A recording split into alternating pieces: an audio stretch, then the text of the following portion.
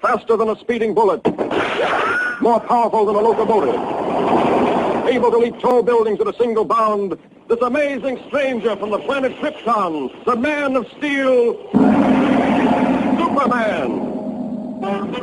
Empowered with X-ray vision, possessing remarkable physical strength, Superman fights a never-ending battle for truth and justice, disguised as a mild-mannered newspaper reporter, Clark Kent.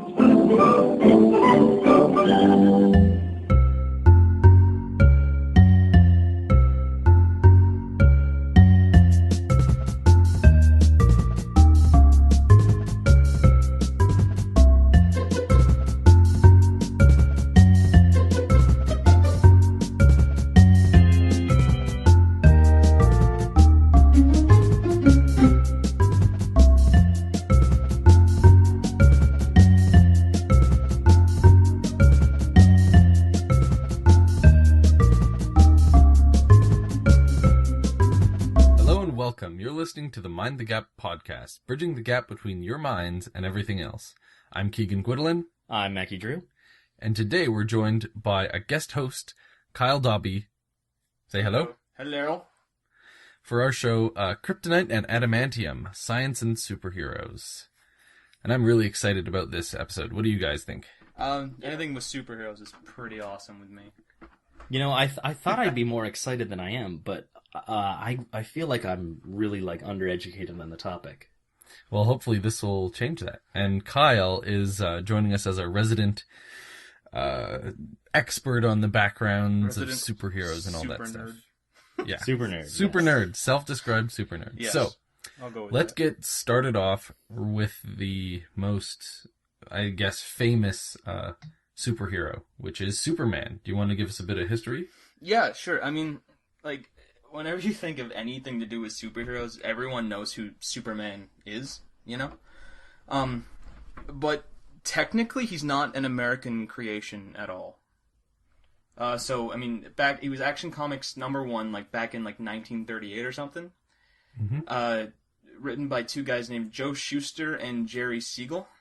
They're both Jewish, and one of them's Canadian, so technically Superman's a Canadian invention. That's interesting. Yeah. He's like, next to Captain America, he seems like classic patriotic Well, you fellow, would think. you know? I mean, it was back, when it was sort of like the whole Jewish oppression kind of thing, so they made it to help people through. Whoa. When were Jewish people oppressed? Sorry. Okay. That's good, let's go back there. So in 1938, it was meant to give people, hope, somebody, fighting for truth, justice in the American way, when everything was going down. Yeah, I heard Nazi Germany and that. Stuff. Yeah, I heard that in terms of fame, the Superman S symbol is second only to the Christian cross in international recognizability. Wow. Really? Yeah, you know what? I heard it was the McDonald's, double arch M, you know? I saw a believe list, that and too, the double also. arch M was in the top 5. I think it was 4th place. Okay. But, again, I could be... everyone does a different poll and comes up with slightly I'm sure that different as results. long we know which ones are on top, that's all that really matters. Yeah. So, Superman debuted in Action Comics #1 in Yep. 38. What about his history in the story itself? Okay, so the actual story, he was initially born Kal-El, whole planet Krypton thing. Everyone's seen the movies. They know how it goes. Crash landed in rural Kansas. Yep. And he was raised by Jonathan and Martha Kent, named him Clark, and then everything after that is him taking on that identity. The cool thing about Superman as a superhero, though, is he's always Superman, and Clark Kent is the alter ego, which I thought was kind of cool. Whoa, As wait, opposed how to... do you make the distinction? Because he's, from the day he is born, he was born as Superman, whereas, every other I hero see. gets their powers, in adulthood when they're teenagers or something. He is Superman from the get-go and has to hide his abilities. That's fair. Okay, Right. so it's sort of like... see, I thought it was more like or is a zebra white with black stripes or black with white stripes kind of situation. No, Yeah, it's kind of a weird it's thing. contrasting against someone like Batman, I'm guessing, who wasn't always Batman. He became Batman. Yeah, and the same thing with the Flash. I mean, he gets his powers. Same thing with Green Lantern. Everyone gets their powers later, but Superman is supposed to be, he was born with them, always. Well, speaking of powers, let's talk about Superman's powers. Sounds like a plan. So, all right. So I think in terms of just like how the universes work, he's hands down one of the strongest individuals, in the whole mythos that is the DC universe. I mean, but there's never actually been like a set number. When it started, Superman was just supposed to be able to leap tall buildings in a single bound. He was never actually able to fly. So I mean, it was all about him using his legs to like jump over buildings, which is actually like incredibly strong. But nothing compared to, like, the Dragon Ball Z destroy Earth kind of Superman we have now. Wait. 1 moment. Yeah. Hey, Kyle, would you say that Goku from Dragon Ball Z is a superhero? No, Goku's an idiot. he's amazing, but he's an idiot. Okay. Mackie and I were having this argument, and I said that Goku is not a superhero. By no means is he, he's a moron who likes to beat people. That's what he does. He's funny doing it. That's it. There you go, Mackie. I say this as like a diehard Dragon Ball Z fan. Goku's an idiot. From our superhero expert's mouth, you've heard it. I suggest right now, Hulk. Donna. Okay, argument over. I win. Yeah, Hulk isn't a hero at all. Okay. Well, okay, fine. Anyway, carrying on. Yes. So, in terms, the normal powers, strength, super speed, flight came way later. Heat vision, X-ray vision, invulnerability. But, it's all kind of... There's no set limit to any of these. Depending on the kind of writers that you get that he's just, above average, he can throw trucks and stuff, and then there's other things where he can, bench press planets. I saw one where Superman could punch dimensions apart. Yeah. Have you ever seen the YouTube video where the guy explains what would happen if somebody as strong as Superman were to punch you? Yes, yeah, I did see that. And your body would just vaporize. It was on Vsauce 2, actually. Oh yeah, I did see that. That's right. Yeah, because fists moves that much power moving at the speed of light. Yeah, that's crazy.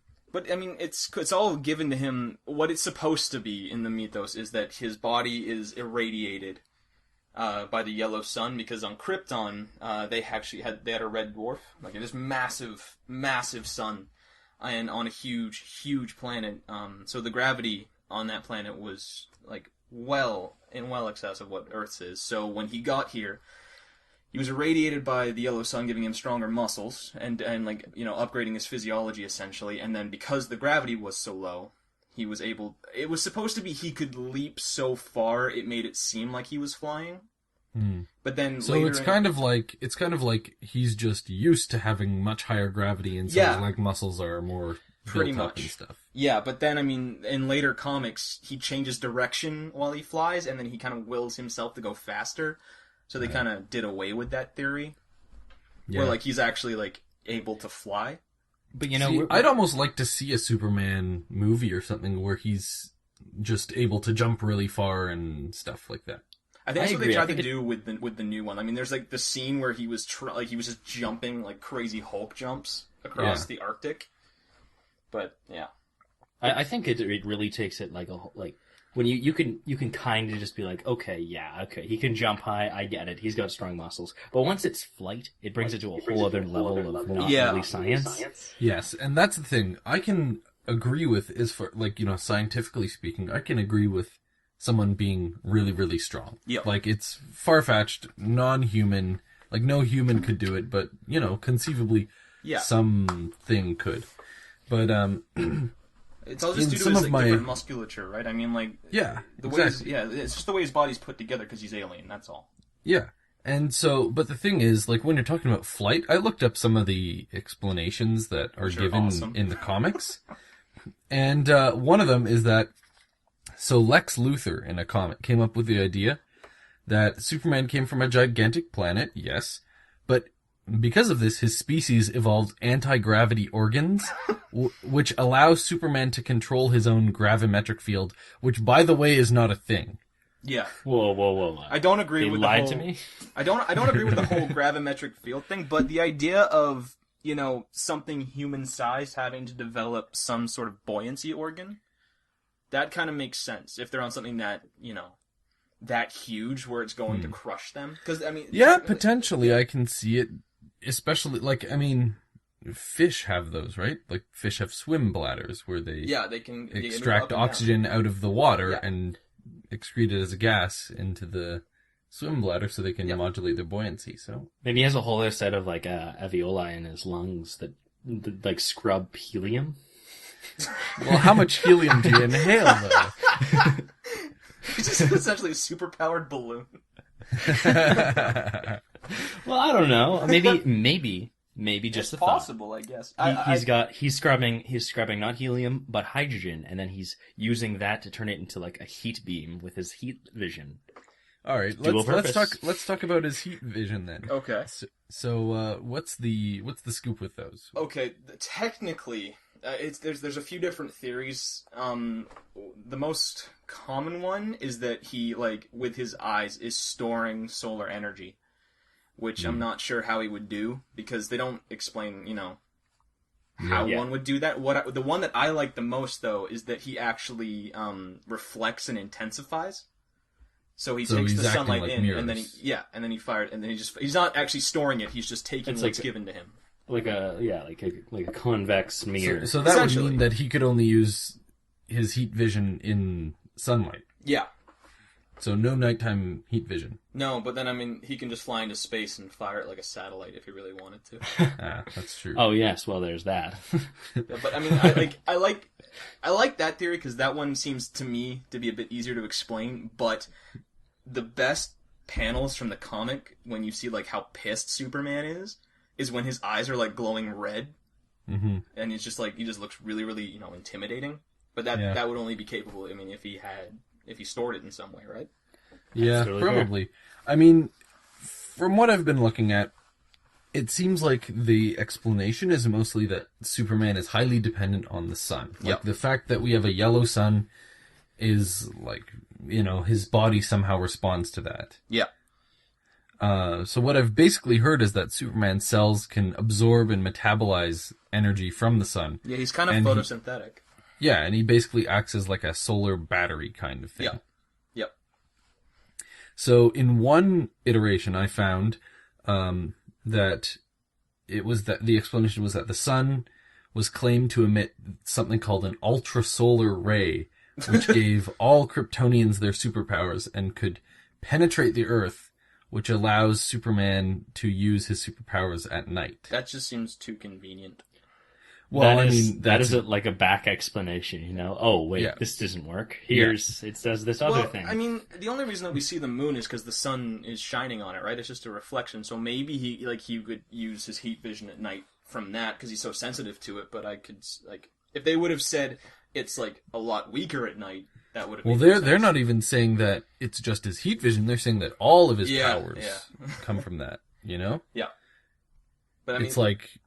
Because if he was entirely dependent on the sun, he'd have all the problems of modern-day solar arrays. It's like, oh no, it's a cloudy day. I guess Superman's not coming out to play. The solar battery theory kind of seems a bit better. Yeah, I think that's probably the way to go if you're trying to scientific put some science into this. Yeah, it's got to be storing it somehow, and maybe he's storing it in little mirrored organelles in his cells. Well, this is what I was thinking. Superpowered mitochondria. It's like it doesn't seem terribly, it seems far-fetched, but believably far-fetched. I think when you think of it, it's like, oh yeah, his cells just absorb the sun's energy, fine.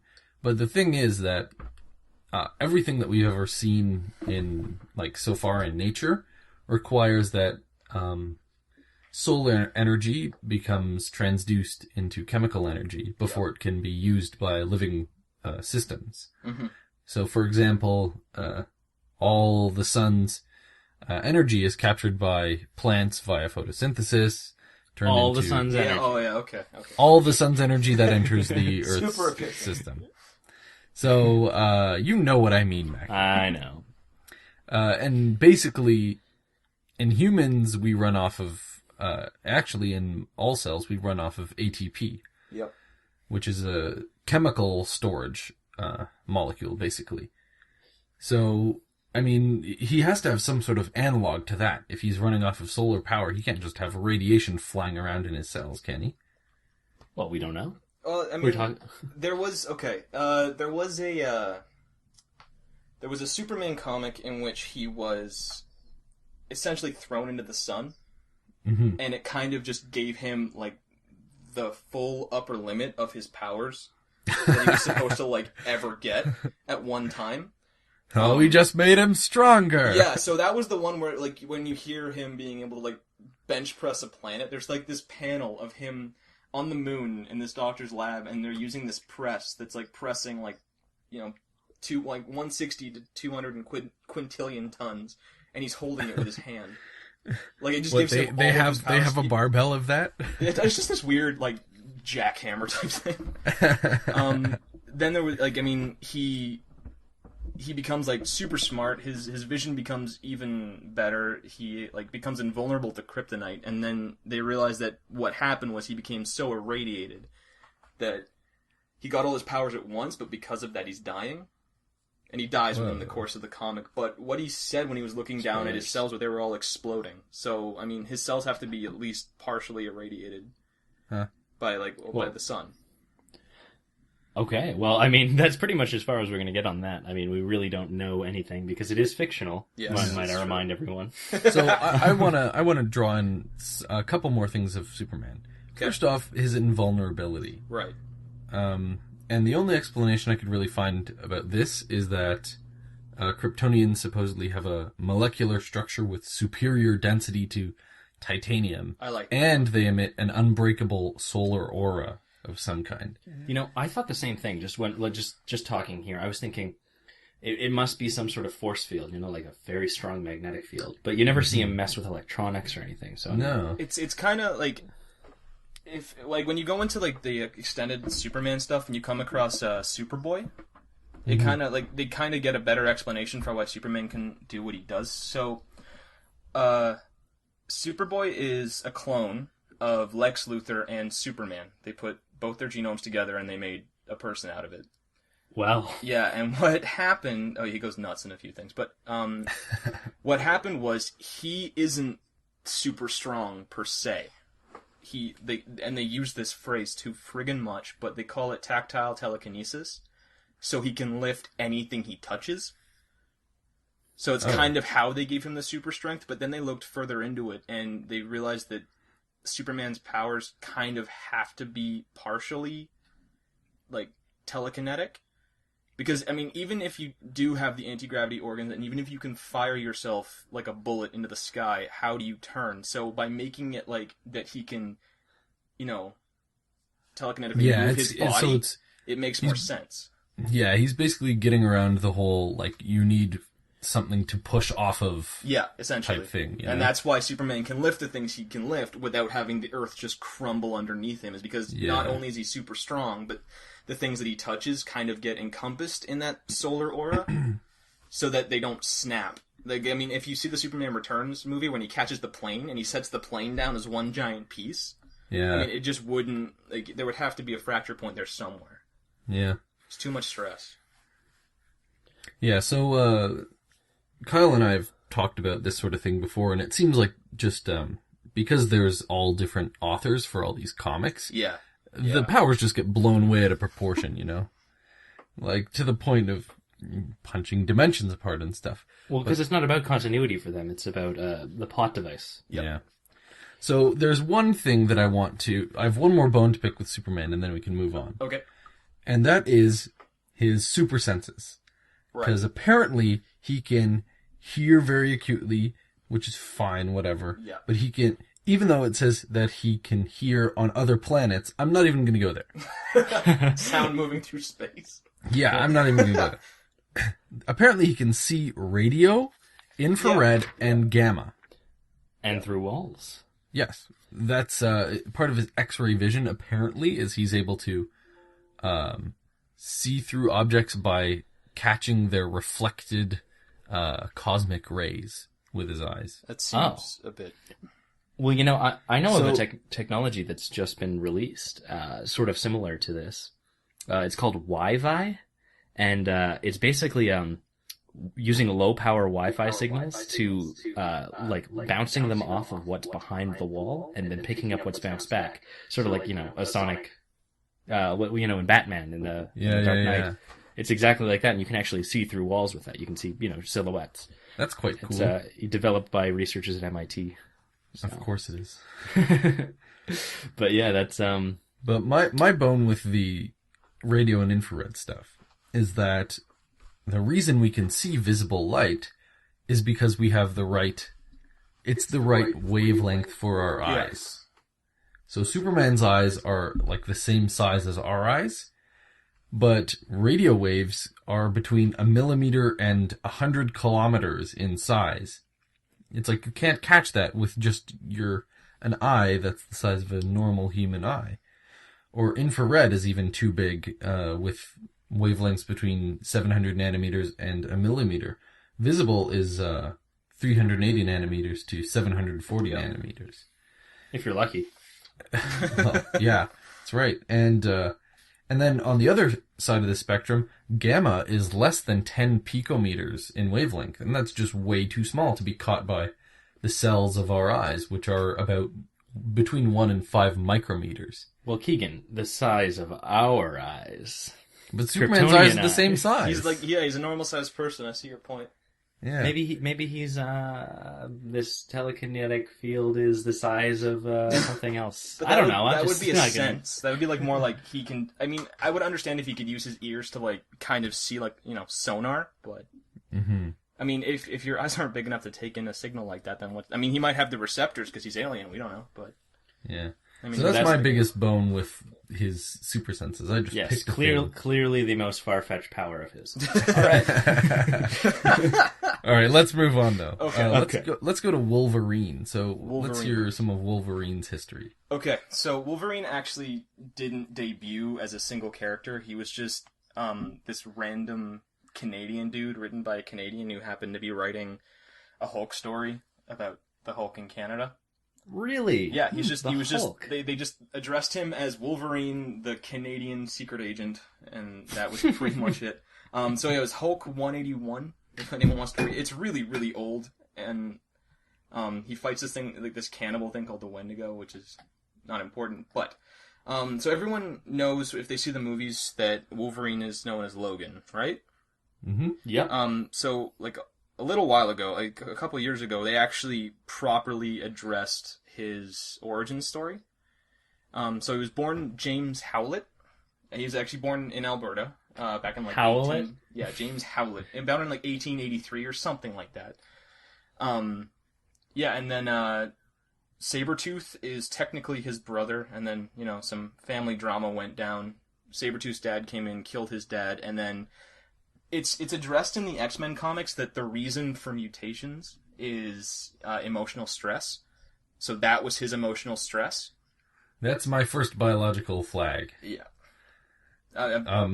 Traumatic emotions don't cause mutations. Traumatic emotion combined. I think that they also address that it happens at puberty when your hormones are going nuts.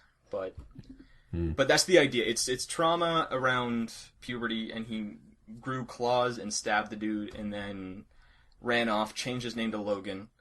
And then when he actually went into the superhuman program that Canada had going, which was called Weapon X, they gave him the Adamantium skeleton and wiped his brain, which is why he calls himself Logan in pretty much every iteration of X-Men. So he has no recollection at all? He gets it back, but essentially, yeah, that's what happens. Because of the program, they wipe his brain clean. P.S. Adamantium? Not a real thing. It is not. Adamant is a phrase for immovable. Yes, there you go. All right, so there's some of his backstory. Yeah. What are his powers? So you mentioned he has claws. Yes. So when he became a mutant, it made his bones more dense, and also generated claws. They're lodged in the back of his forearms. And he can, unsheath them through his wrist. It moves the wrist bones around, and they pop out of his hand.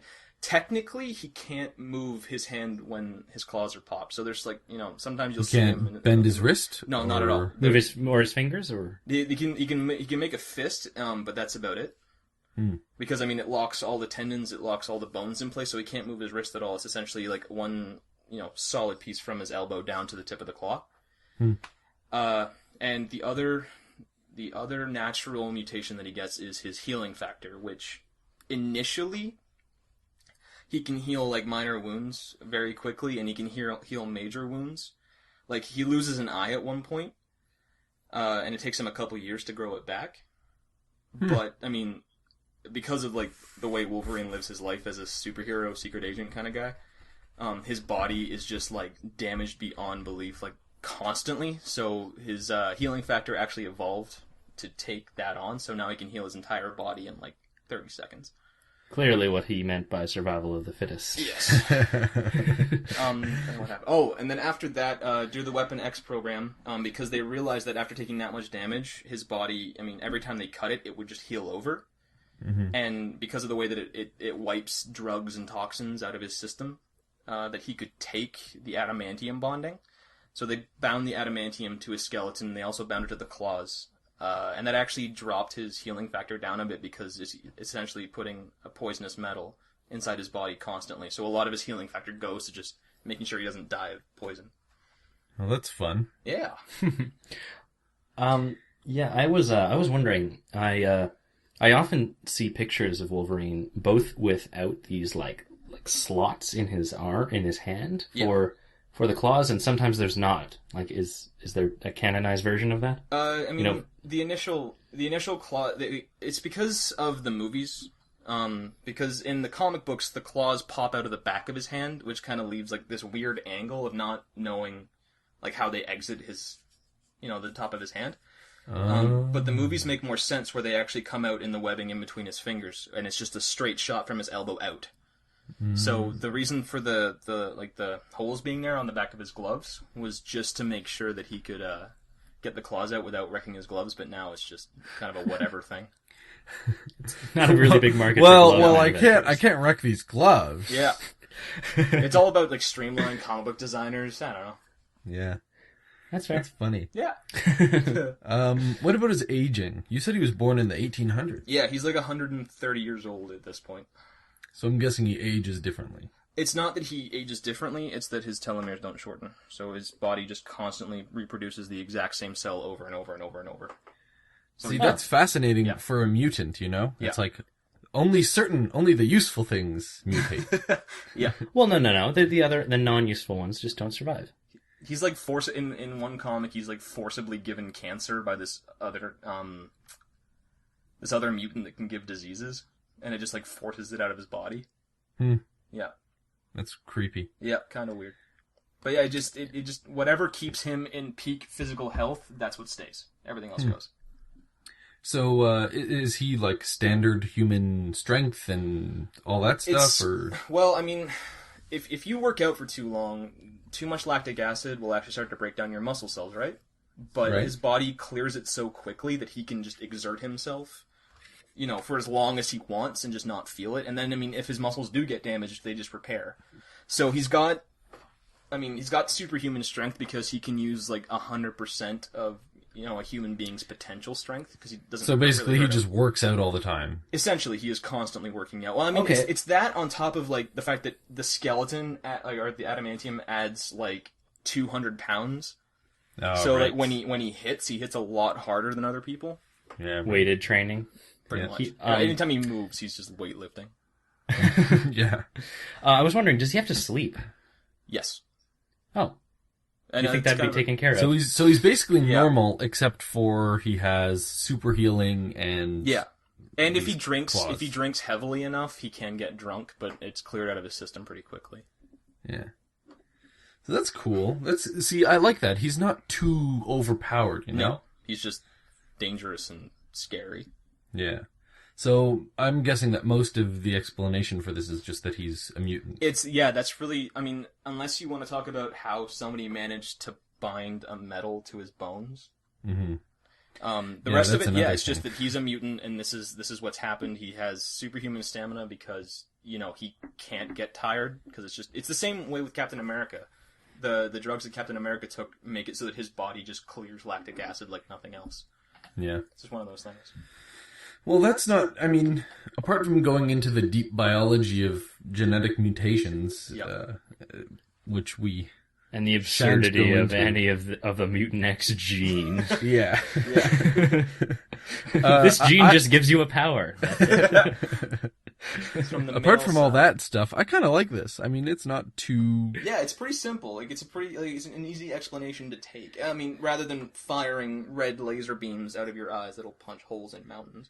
Yeah, apart from inventing new types of radiation to make Superman able to use his powers at night. Yeah.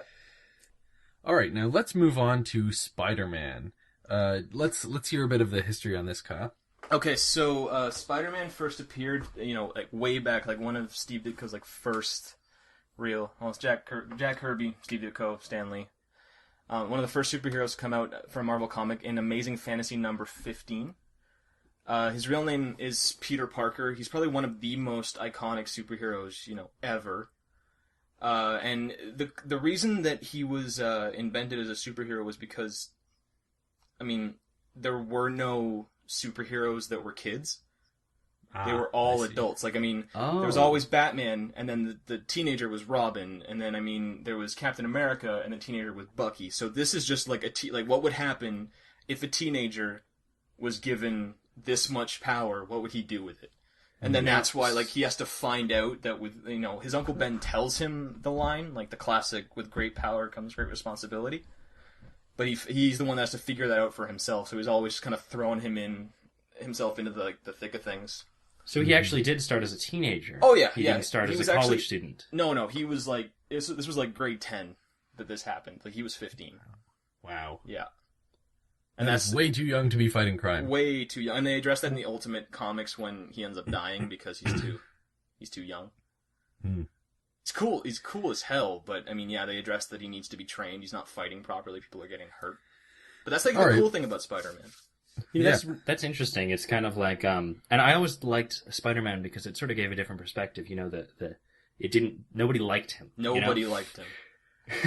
And I thought that was pretty cool because, you see Superman and it's like, oh my god, everybody is in love. Help us, Superman. And then Spider-Man comes along and is like, get off the street, kid. All right, so let's. What kind of powers does Spider-Man have? Okay, so the big ones being, he has the proportionate strength of a spider, which is roughly defined as he can press about 15 tons. But later in the comics, there's a secondary mutation in which he, evolves into his powers a bit more, and it's about 25 tons. Enhanced senses and reflexes. So there's actually there's a few things of him like dodging gunfire because he can just move that quickly. And there was one where he was trained by Captain America to catch bullets, just because he can move that fast. Yeah. Captain America can catch bullets too? No, Captain America can just dodge gunfire. Oh, because he's awesome. He can cling to most surfaces. And where he can cling from, it depends. It's kind of set. It's about several tons of attraction per finger. Wow. But I mean, as he grows, because he got his powers when he was a teenager, so he still had some growing to do. So as he grew, his powers got stronger as well. So does that work the way it was explained in the Sam Raimi movies, where he has like little hooks on? They don't. On his no, finger? They never really address it like that. I think that's the best explanation, because I mean the hairs and stuff would make sense, and he can't cling with his feet to the walls if he's wearing shoes. Like, it has to be like a super super super thin membrane, which is why like the spandex of the new Spider-Man movie, The Amazing Spider-Man, makes sense because the thinner the material, the easier it is for him to stick. And then as he gets older, it starts on his fingertips and his feet, so that's how he can climb. But, I mean, as his powers develop, it ends up, like, encompassing his entire body, so he can, like, instead of carrying people, he can literally just put them on his back, and they will stick there. And he has control over this. He has complete control over it. And he doesn't back into a door and then gets stuck, or... Yeah, he just, like, sits on walls and stuff. And then he also applies it to his face, so people can't take his mask off. Oh, that's pretty cool. Which is cool. Yeah, that makes sense. Yeah, and the big cool thing about Spider-Man is his spider sense. Of course. So it's just a way for, like, it's essentially like a giant warning signal. It's supposed to be like this tiny little buzz, kind of signals that something's there, that he should be alert, but it's nothing super critical. And then if it like knocks him over because it's so painful, it means that he has to move or he's going to die. That's the idea.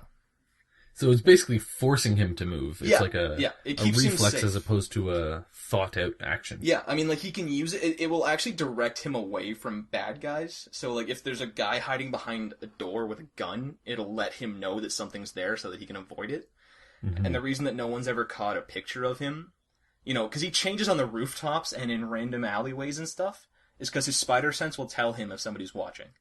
Mm-hmm. So he'll just know. I'm wondering how his spider sense knows. Like, well, see, they don't really explain it. It's more of like, in the comics, it's just this buzz thing. I think the best explanation for it, though, was in the Sam Raimi movies, where it was defined as he has the ability to see 360. That's essentially what it is. Like, he uses all of his senses to essentially see everything around him at one time. Yeah, so he's just highly aware of his pretty much. Basically. Yeah, I like that explanation better. And then he uses that with his reflexes to dodge. That makes sense, because I doubt he'd be able to sense a satellite taking a picture of him from space. No. Yeah. Okay, so yeah, that makes sense, I suppose. Yeah. I mean, in the context. So I guess you could maybe pick him off from like 2 kilometers away with a sniper rifle. No, because as soon as the bullet gets close, then he can see it and move. Like, that's how, like, he moves, like, really, really quickly. Okay, laser gun from space. I don't know. I don't remember ever seeing that happen. Well, we just figured out how to kill Spider-Man. Yeah. He doesn't have, like, unlike the Sam Raimi movies, initially, at least, he doesn't have, biological web shooters. He has to build them himself, so, like, the new movie. Right. And the reason that they did that was to show that he's a genius, because they don't really address it otherwise. I mean, he's witty, and he's funny when he moves. Yeah. But, like, they don't actually address how smart he actually is, so they put that in to show that he's this super genius kid, you know, incredibly resourceful. And then later, you know, he gets really, really damaged, molts his skin, and he gets upgraded powers, which happens to include a biological web shooter. That's cool. I didn't know that. Yeah. That's because I always liked the him building it himself. Yeah, but it's much more. Yeah, it made more sense to me, at least based on who Peter's character was. But that's just, you know, that's a whole comic book kind of perspective. Yeah, cool. So he originally had a certain set of powers, and then you said he got damaged, and then because. I mean, like any other spider, essentially what happened was when he was bitten, his skin became really, really tough. Mm-hmm. So, like, as he was growing, he hit a certain point, and it was never really an issue, but he hit this point where, like, you know, rage overtook him. It's always people getting angry that causes horrible situations, but he becomes a giant spider. Like, he grows, you know, 4 extra arms. And his body becomes covered in hair. He gets fangs. He grows extra eyes. Yeah. And that's what gives him the biological web shooters. And they actually give him stingers in his forearms, kind of like Wolverine's claws, but back a little further. These huge pikes essentially. And but he doesn't stay like that, does he? No, he can put them in and out as he wants. No, and then what happens is he takes so much damage like that, he molts his skin, and everyone thinks he dies. But what happens is he cocoons himself, like, under the Brooklyn Bridge. And when he comes out, he's, like, way stronger. He has a secondary circulatory system for the web shooter, which is now unlimited, as opposed to having the web shooters. And this, like, the mechanical web shooters were cool because they addressed the fact that if he ran out, he would fall. Yeah. So he always had to, like, kind of hold back and stuff. But with the biological ones, he never runs out. As long as he keeps eating, the protein will be converted into webbing. That's useful. Yeah. And he looks like a human again, right? Yeah, he gets his normal body back. That's good. Yeah. Otherwise, yeah. The giant Otherwise tarantula. It's really creepy. Yeah, it's really creepy.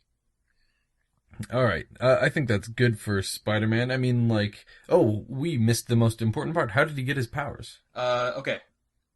The first one is, like, he was on a field trip, and a spider happened to fall into this radioactive beam, became irradiated, and then when he was bitten, it gave him spider powers. And that's okay. it. So the idea is that irradiated DNA got into his system. And then they don't really address it. It's just an irradiated spider bit him, and the venom changed his body somehow, I guess. Okay, here's what I think. here's my pet theory. The spider was having a retrovirus, and it was See, that's the Sam Raimi theory. That's the one that actually makes sense.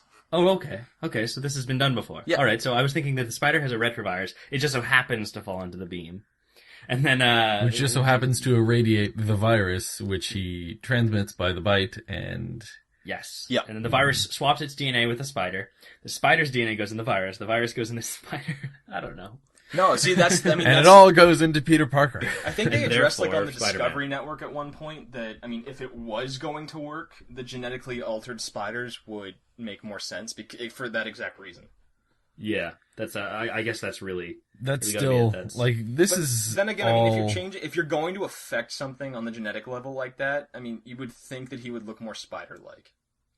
Yeah, Did you ever see the video where it was called Scientifically Accurate Spider-Man? No. And his body gets covered in hair, he grows extra eyes, and then his dick falls off. Oh. Yeah, and apparently that's theoretically what would happen to him. I don't know. This is the part that's most far-fetched for me as a biologist. It's just people think they can just throw, genetics. That's mutations happened. No. Yeah, you use the word genetics, evolution, and then suddenly the powers work. Yeah. Mutation, it's all good. Yeah. Well, physicists have it bad too, for sure. It's true. Radiation, therefore. Yeah. Let's not talk about Bruce Banner here. No. Yeah, all right. Yeah. So let's move on to our final superhero we're profiling, which is Iron Man. Man. My favorite superhero. Yeah, Iron Man's he's pretty cool. Yeah, and he's, really hot crap right now. But it's because Robert Downey Jr. is hot crap. Exactly. So, what's the real history and stuff? Okay, so, real history, which was told in 5 minutes at the beginning of the first movie, was that Tony Stark entered MIT at 15, earned a master's in electrical engineering and physics, and then proceeded to start building things. And that's pretty much it. He made weaponry in the exact same way that happened in the movies, and then on a routine trip to show off his weapons to the army and stuff like that, demonstrations, he's injured by an explosive. Now, initially, his first appearance was in Tales of Suspense 39 in 1963. Mm-hmm. That was when the Vietnam War was going on. So initially, he was injured in Vietnam. So Ho Yensin, it's the exact same character as from the movie, but Ho Yensin was an Asian man. And it's the exact same kind of thing. Shrapnel in his heart, and they had to toss on an electromagnet to make sure that it stayed out. But the first iteration, the electromagnet is a giant vest that he has to wear all the time. And do you remember at the beginning of the first movie? It looked just like that. So imagine him as a normal person just wearing, from the waist up, no arms, no head, that torso piece. Oh, just the chest plate from his suit? He had to wear the whole thing. That was what it was initially. And then the rest of the Iron Man armor just went on around that. And then in later iterations, it followed up with the movie where he had the arc reactor powering the battery, so it was a much more condensed thing. Right. Yeah. Alright, so it seems to me the only superpowers he has is basically being really smart. He's a genius. Yeah, he's a super genius. I think they address in the top 5 or so smartest people in the Marvel Universe end up being Doctor Doom, Reed Richards, Tony Stark, Bruce Banner, and Hank Pym, who's Ant-Man. I'm not sure if you know who he is, but it's not important. No, what about Peter Parker? Movie. Peter Parker, he's not up there. He's below the 10. Yeah, for sure. He's not that smart. Otherwise. No, he's smart enough to keep up with Reed Richards, but he focuses more on the physical nature of being a hero as opposed to Reed Richards, who is a scientist. His powers are pretty much just him flopping around all over the place. Yeah, just for people who aren't familiar, who's Reed Richards? Leader of the Fantastic Four. He has the ability to stretch his body all over the place. And he's he's super Mr. genius. Fantastic then. He's Mr. Fantastic.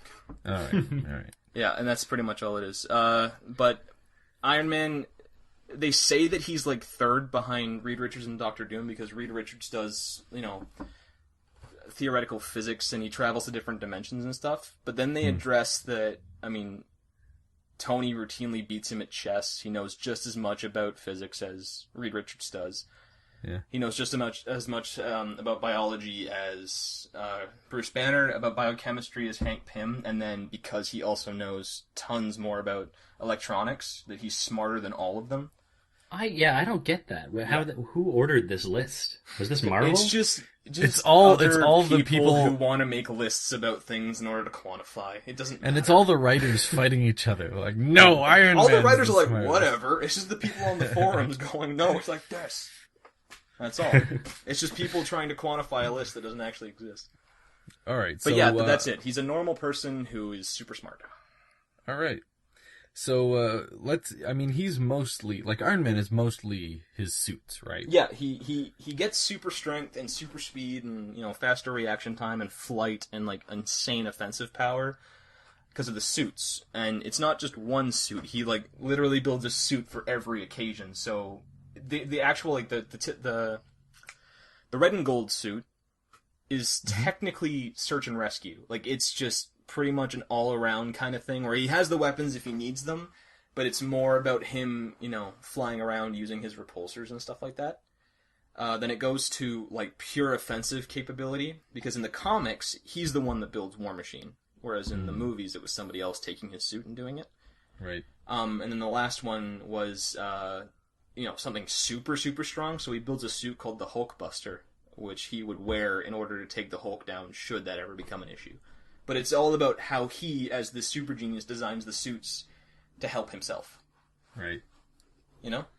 Yeah, well, we got to talk about the obviously mechanical absurdity of some of these suits. It's not actually that absurd.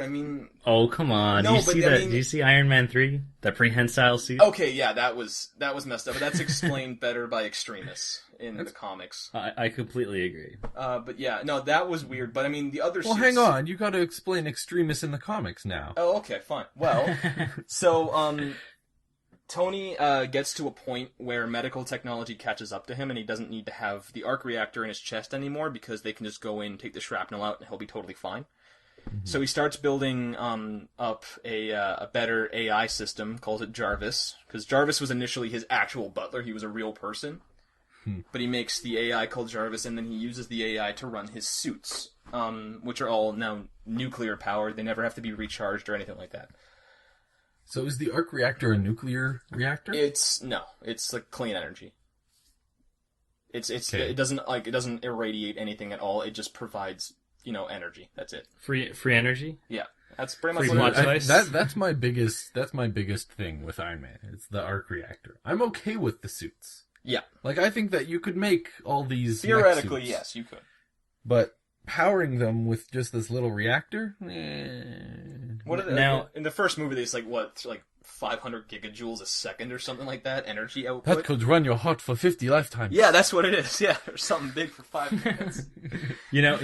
Just a note on Jarvis. Did you know that it's an acronym? Yes. Yeah. It becomes. Do you know acronym. what it stands for? No.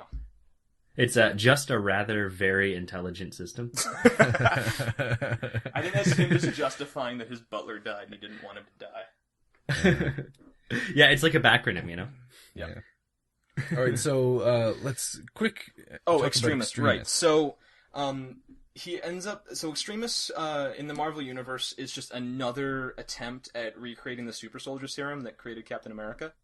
Mm-hmm. So it's stolen by a bunch of thugs. They take it, and what it does is it rewrites your brain's healing mechanism, so how your body, repairs itself. Then it cocoons you in blood, and then you emerge however the reprogramming has told your body to assemble itself.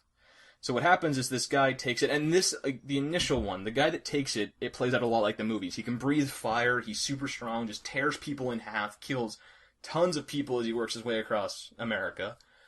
And then Iron Man comes down to fight him, and he's actually stronger than Iron Man's suit, so he ends up, like, punching holes in the suit, like, crushing Tony's ribs, like, punctures his lungs, breaks, like, all his bones.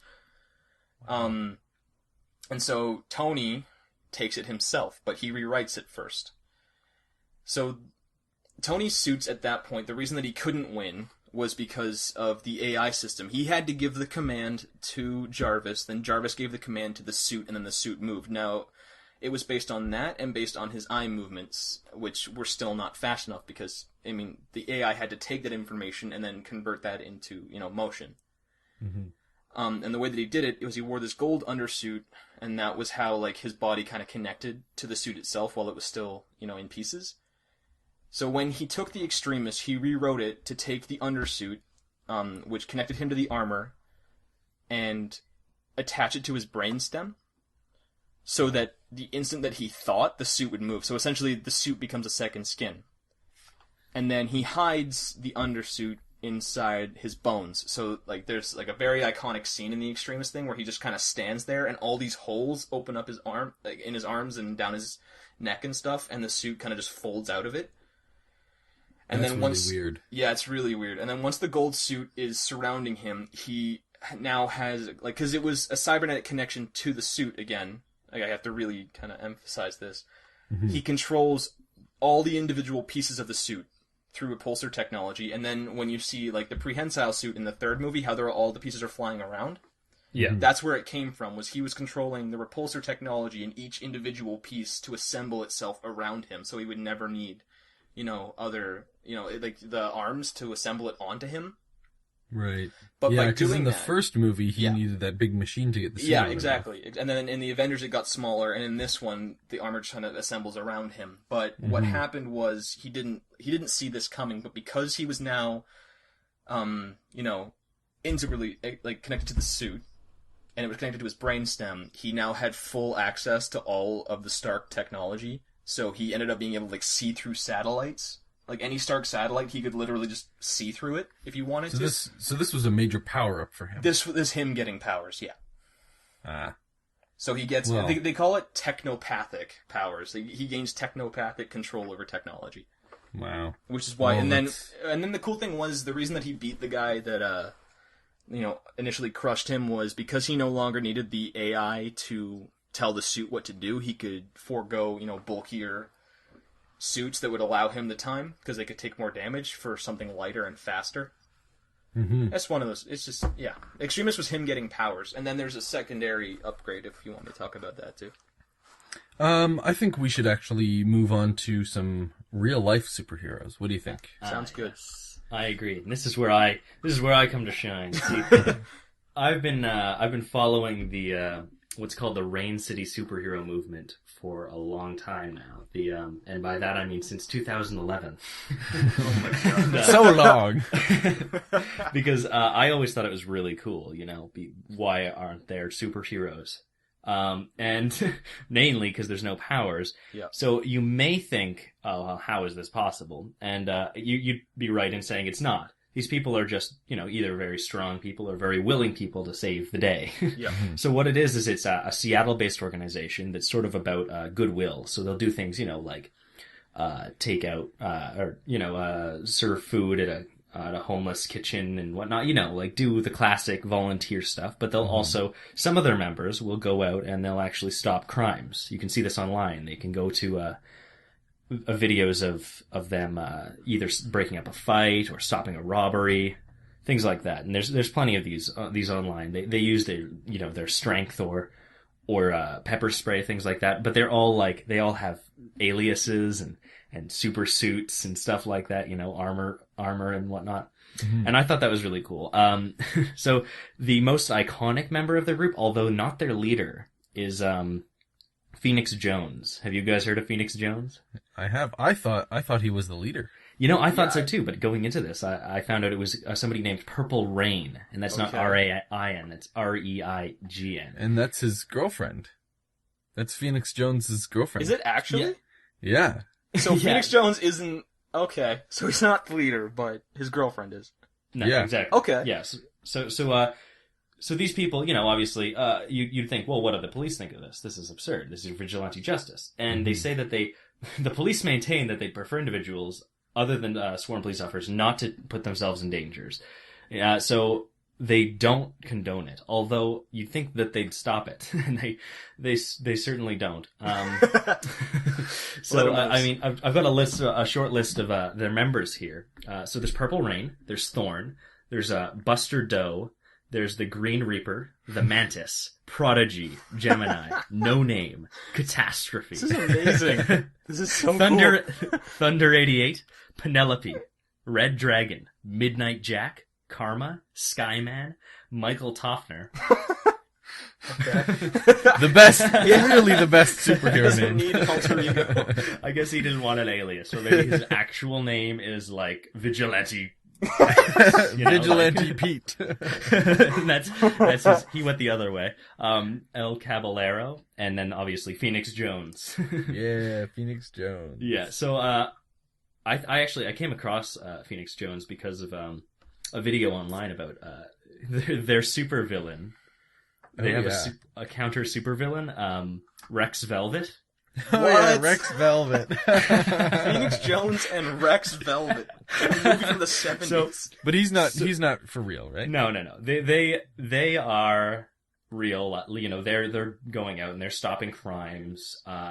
They're going out and they're, you know, helping people. But Rex Velvet was purely parody. Okay. That's funny. A really fun parody. Look up the video. Amazing. Rex Velvet. So what's he done recently though? He claimed on a certain interview that he on the Bob Rivers show on May 2nd, 2012, that he was actually undercover with some protesters, and they revealed a plot to him about a plan to bomb a courthouse, like a city courthouse. And then apparently Phoenix Jones tried to tell the police to stop this, but they wouldn't listen.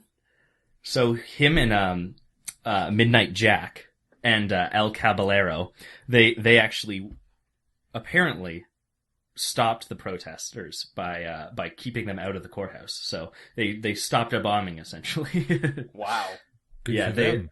Is this actually true though? Like, did this really happen? Now, see, that's the thing. We got to be skeptical here. So Okay. I don't know if it's true. He's claimed this, but we don't know if it's true. But I mean, If so, that's really cool. But Yeah. I mean, you would think that if it was like a legitimate bombing threat, the police would be like all over that. yeah, I don't mean, get this that is part of it. 2012. I mean, like, you know. Yeah, exactly.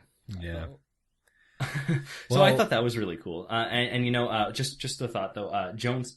Phoenix Jones started out with just a ski mask, and he has his military background as well. So he's able to, you know, he's very strong, and he's able to, you know, he can fight. And Yeah, he's an MMA fighter, I believe. oh wow, see, Yeah. I didn't know that. Is his I real didn't name get- Phoenix Jones? Is that his code name? No.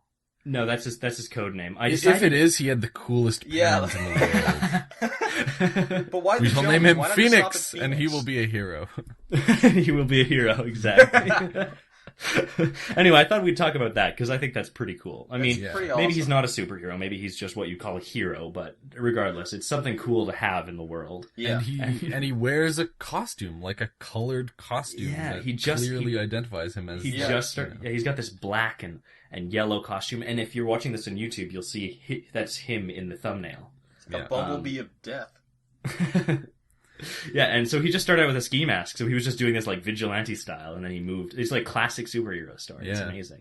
I really hope this phenomenon spreads. I want to see But I mean, like, vigilante. then we'd have superheroes wandering around Oshawa doing nothing but, you know, hitting up the You know, Walmart. this is something I disagree with. I like it, but I also have a bit of cognitive dissonance with it. I don't want vigilante justice. Yeah, I can see. Yeah, No, that would make see, sense. you want vigilante justice. You just want it to always be Good. good. Exactly. Yeah, okay. See, so that's True. that's kind of the problem. It's like you know, a dictatorship is the best political system as long as you have a good leader, but Yeah. that's the problem. Yeah. So yeah, I guess With that's that, I just want to say that I'm really excited that there is a hero in, like, for real. Like, whether Like it's an good actual- or bad is up for debate, Yeah. but I'm just excited that one is. I agree. I can't Just help go to, like, being giddy. having a about it. real Batman, just minus all the money. Yeah, exactly. So with that, I think it's time to move on to our game section.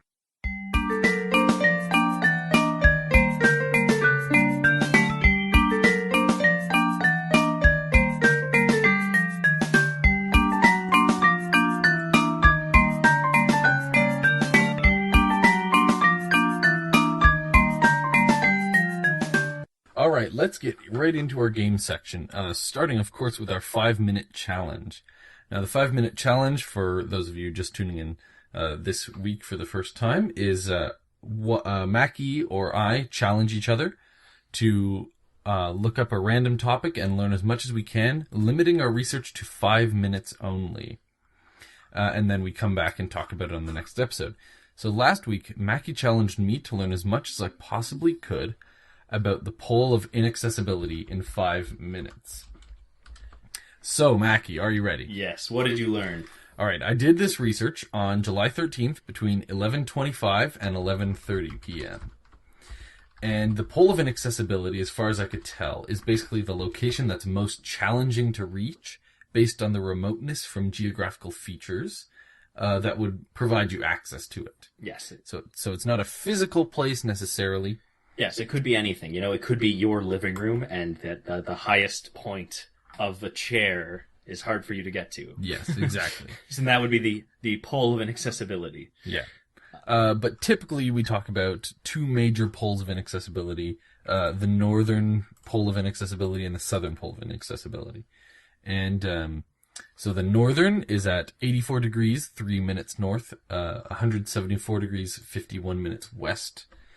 Which is on the Arctic Ocean pack ice, about 660 kilometers from the North Pole, and 1,453 kilometers north of Barrow, Alaska, and it's the point that's equidistant from the 3 closest land masses. And it was first crossed by a guy named Hubert Wilkins in 1927.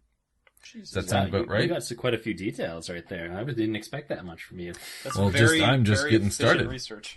Yeah. So the southern, I noted that the coordinates are variable, and they said that it was due to the varying measurement of the coastlines due to the melting and refreezing of the ice. Mm-hmm. So, but it's often noted as the site of the Soviet research station at the southern pole of inaccessibility. So they just were like, what's the worst place we could build this? Yeah. And then they went.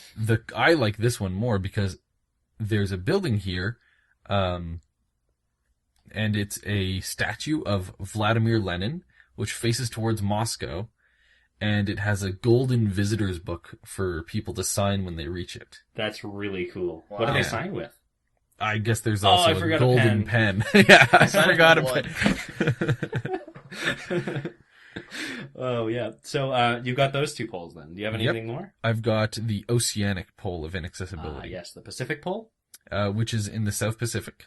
And it's named Point Nemo after Jules Verne's character from 20,000 Leagues Under the Sea. Indeed. Do you have anything more on that? Nope, that's all I got. Okay. I ran out of time. I got a little bit more of a fact there.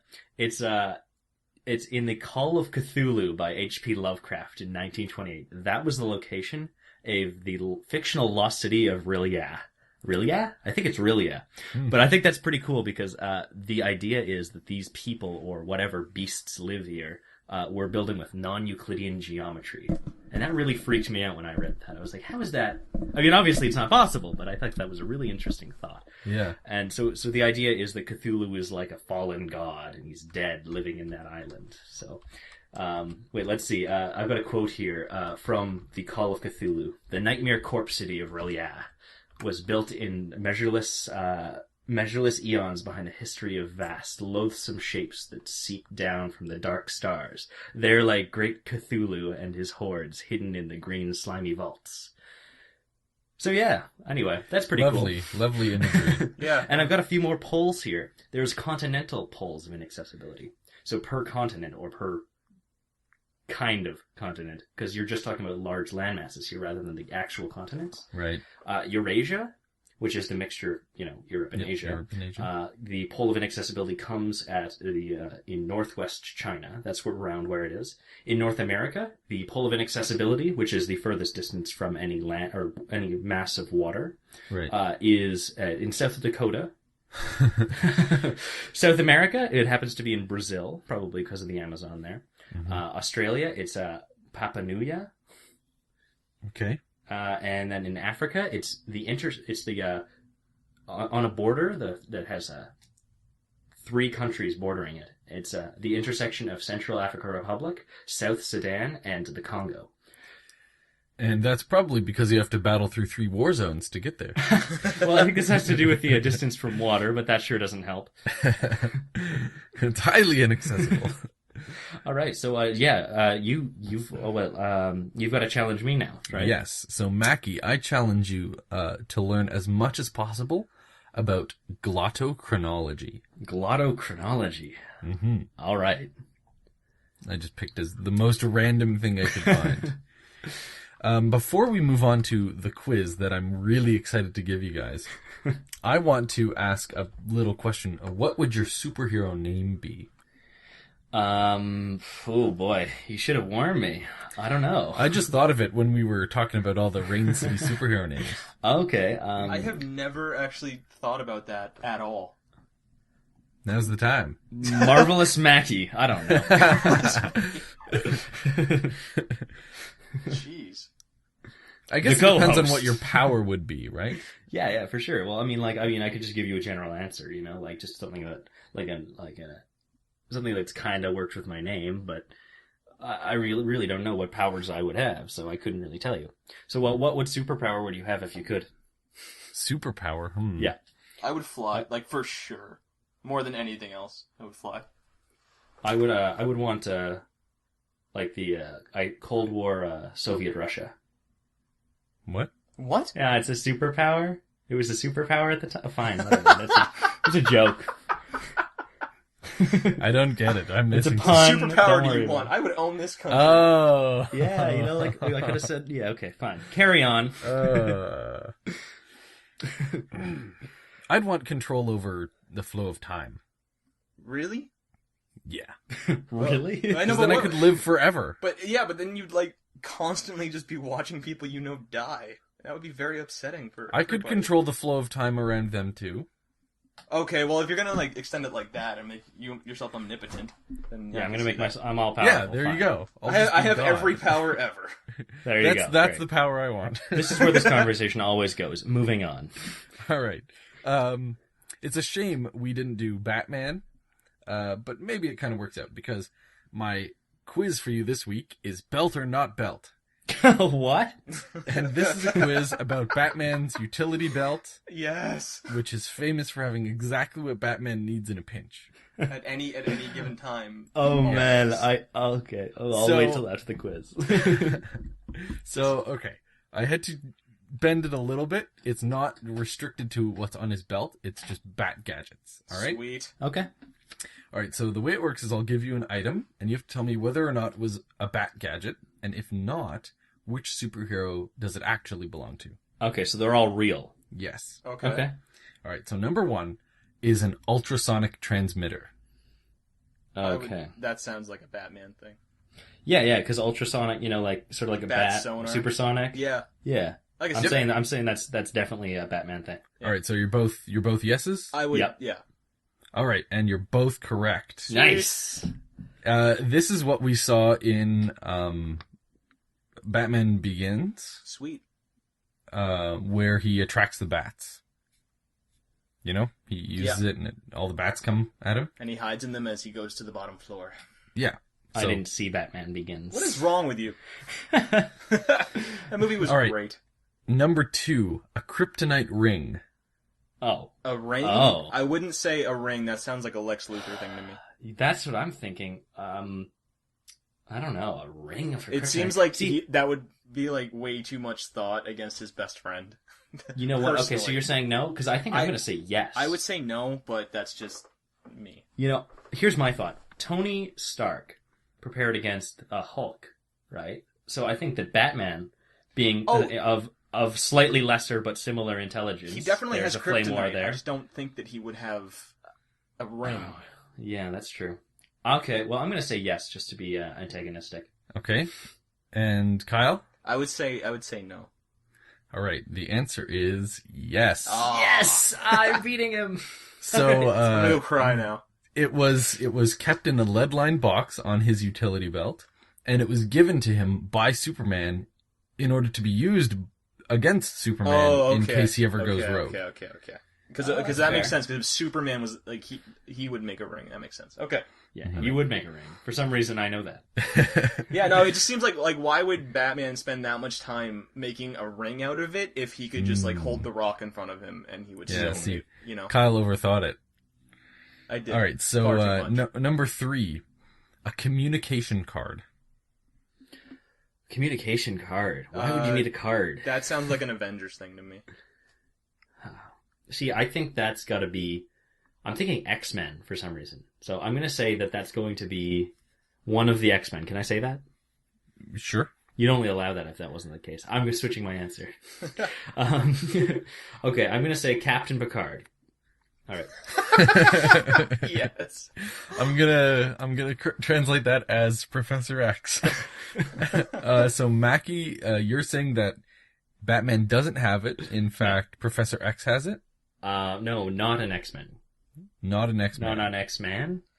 Not one of those. So who? Do I have to give an answer? Yes. Communication card. I really think that is an Avengers thing. I think that you could like name off any of the Avengers and have it work. Okay, how about I'll just say the Green Arrow. Okay. That's a thing, right? Yes. That's a thing. Okay. All right. So you're both saying no. Yeah. Mackie's saying the Green Arrow, and Kyle is saying the Avengers. Yeah. All right. Kyle is right on both counts. Woo! So wait, no, a Green Arrow is an Avenger, right? No, Green Arrow's the DC. He's part of the Justice League. Oh, what am I thinking? Yeah. What was So the guy? the Avengers have priority cards that allow them to communicate with each other. So that's what those are. Okay. Yeah. Why does it have to be a card? It's just That's Tony just what Stark it is. came up with it Okay. because he's Tony Stark and does All right. The next one is soup. soup. Yeah. Soup. Soup. Like bat soup? I would believe that just from like Adam West. Yeah, that's what Batman, I'm where thinking. he's out for all night, so he has soup in his pocket. I once saw him pull a bat shark spray.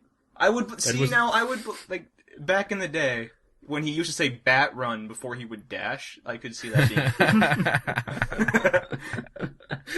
I'm gonna say Batman. I will say that's on his utility belt. Okay. Mackie? Okay. I don't know any food-based superheroes. So I'm gonna say yes, it's Batman. Gotta go. You are both correct. Yes. And this was kept on his belt. Of course. Like he actually had like bat soup that Now, he is this- used can to you- give himself is this a Adam quick West? energy boost. Nope, this is a comic. Really? Yeah. Okay, wait. Is it like a dried version that he can No, add? it's like a soup Like that hot he's like, soup? oh, I just have a bit of respite from fighting bad guys, and I'm a little bit peckish. I guess that I'm makes gonna have some sense. soup. Yeah, no, it You know, totally makes sense. You're You'd think out he'd all carry night. some energy bars. It just sounds like an Adam West thing. Because soup, I mean, Yeah, Because you're right, liquid like adds all these protein bars extra and stuff. challenges. You need a bat spoon at that point too. All right, number 5, a freeze gun. no, that's Freeze. Mr. Freeze. Well, yeah, there's Mr. Freeze, but I feel like this has got to be superhero. So I'm Are they gonna all say superheroes or just super people? No, he can't answer. I'll say anyone who's like in that mythos. Okay, I'm sure Lex Luthor had a freeze gun at some point. I I'm gonna think- say Lex Luthor. Of the two that I know, Captain Cold from... Actually, Captain Cold and Mr. Freeze are both DC. That sounds like a villain thing to me. Although I'm sure Batman had one, but I'm gonna say no. Okay, so Lex Luthor. Mackie's saying no, and he's saying that who had it? Lex Luthor. Lex Luthor. And Kyle, you're saying that no, Mr. Freeze. Mr. Freeze. Kyle is right on both counts. That was a Mr. Freeze weapon. Of course it was. I thought it was too obvious. He's Mr. Freeze. Of course he has a freeze. See, I overthought the last one. I'm not going to do it this time. Yeah. I fell into that trap. All right. Rocket boots. Nope, that's an Iron Man thing. Rocket Robin Hood. I know That's a had good rocket one. boots. And that's a really old show. Thank you, Teletoon Retro. Yeah. Cosmic Stars and Okay. whatnot. What have they So- said? So wait, So what? was Rocket Boots a bat gadget or? It's an Iron Man thing. He's got rocket boots. Okay. So Mackie is saying no, it's not Batman. It's Iron Man. I would say it's Iron Man, unless you're going to go Batman Beyond. Then it's both. But I doubt you went that far. Okay. Kyle, you're right. It is a bat gadget, but Sweet. Iron Man also has it. Batman had these in Batman Forever. Can I get? Oh, like, did he half really? marks? I haven't seen that movie in a while. Half Mackie, marks. I gave you part marks. Oh, are you keeping track? Yeah. Oh boy. All What do right. I win? Respect. Nice. Worth it. Number 7 is the identity changing device. Identity changing device. Oh. It's basically like a high tech disguise gadget. See, that doesn't sound Batmanish to me. I'm going to say Batman. See, I'm gonna go. I think I might go Marvel again. If you're going to go Marvel, I'd go Chameleon. That's fair. Okay, well, I'm gonna go with you. I'm gonna go with Kyle. Okay, so Kyle, you're saying that it is. I would say it's Batman. You're gonna say it's Batman. Yes. Okay. And Mackie, you're saying that it is. Not Batman, but Chameleon only. Okay. Just, Mackie, you are part correct. Of course. So this is not a bat device. Ooh. It is a Superman gadget. Really? Yep, called the Whoa. It's called the Plastomoid, and Lois Lane uses it at one point to disguise herself as a black woman, Oh, wow. so she can do her investigative reporting. Slow down there. I had to get the specific superhero you had in mind. Yes, I think I that's should how get it's it. always been. Yeah, that's why I've been guessing all right. like that. Oh, okay. Fine. Superman, All right. really? Yeah, Huh. I was surprised too. All right, number 8, the noise amplifier. Noise amplifier. Well, Superman wouldn't need that. No. Neither would Spider-Man, likely. Well, probably. Yeah, I was gonna say it's a bat gadget. I'll agree. Okay, you're both saying bat gadget. Yes. Yep. You're both correct. Yeah. Yes. Batman uses this to listen for the sounds of heartbeats, and he has a way of determining whether or not a crime is in progress based on those heartbeats. Oh, of course he can.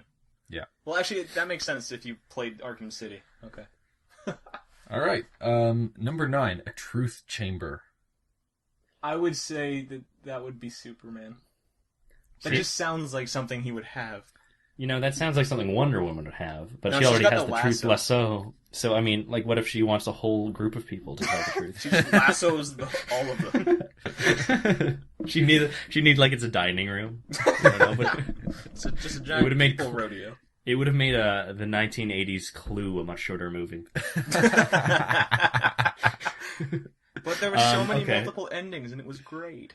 See, that's gonna be. I think that's a Batman thing because who has a room? Okay. All of the superheroes they could go around where they're needed. Batman lives somewhere. So Mackie is saying yes, it's a bat device, But, I mean, And Superman Kyle has is- his Fortress of Solitude, right?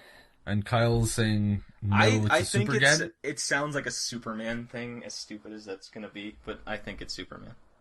Okay. It is a bat gadget. Oh! Yes. A truth room!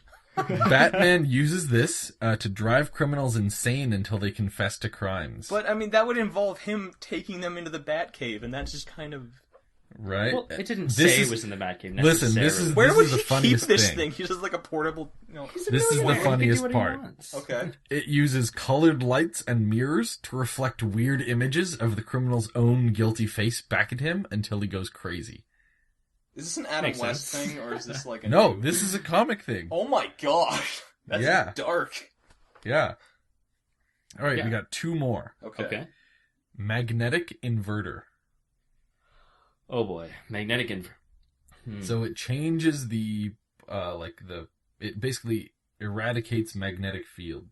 Okay, well, like what we were talking about earlier, these things aren't about continuity, they're about plot devices. And I don't know a Batman villain that uses magnets, so I'm going to say it's not a bat device.